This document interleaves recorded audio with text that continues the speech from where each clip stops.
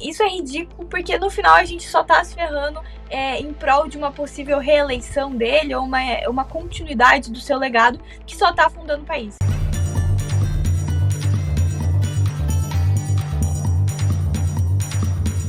Doidinhos, vamos falar agora sobre Venezuela e Brasil, Maduro e Lula. O que está acontecendo nessa relação que durou durante mais de décadas, né? É uma relação ali de amizade, de parceria, de empréstimos via BNDES, de calotes.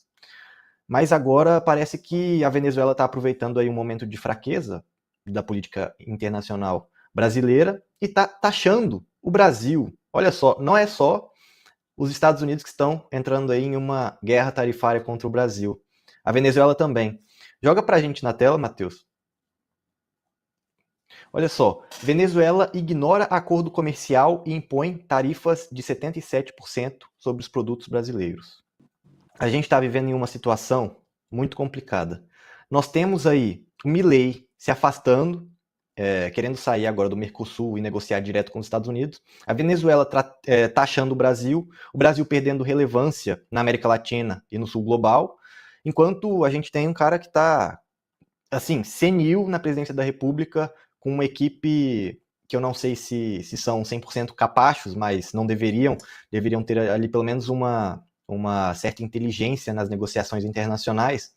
Mas é isso, o Brasil está só se ferrando.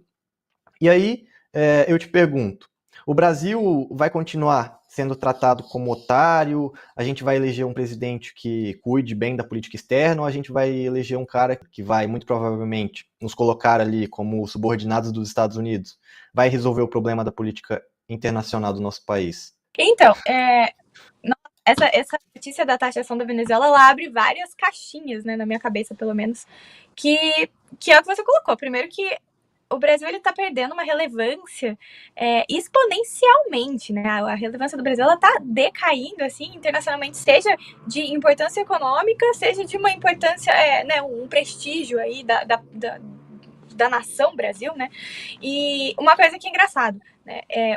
Enquanto a gente não tiver de verdade uma postura como país, uma postura não só como país, mas pensando no nosso representante, quando a gente não tiver um representante que leve a sério o que ele fala, as suas posturas, seus ideais, né, e as suas opções interna e externamente, como isso impacta diretamente os brasileiros, a gente não vai ter relevância no cenário político. A gente tem um presidente e que independe dele estar sendo um presidente que toma para si as dores, eu vou colocar dores bem entre aspas, de um grupo muito heterogêneo como o BRICS, porque o BRICS ele tem uma série de similaridades, mas é um grupo muito heterogêneo. A gente tem Índia, a gente tem China, a gente tem África do Sul, entre outros que estão entrando agora no BRICS, que tem suas similaridades, mas tem suas particularidades também, que o Brasil adotou como se a gente fosse um bloco unificado,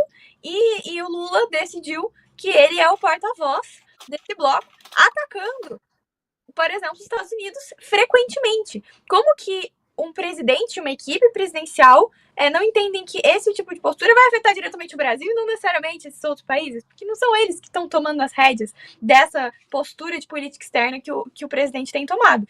Então, exemplo, chamando o Trump pro truco, se ele tá jogando truco, eu vou pedir 6. Pelo amor de Deus, isso não é uma coisa que um presidente deveria sequer pensar em falar. Ele deveria estar tratando esse tema com a maior urgência possível, porque a gente está sendo diretamente impactado.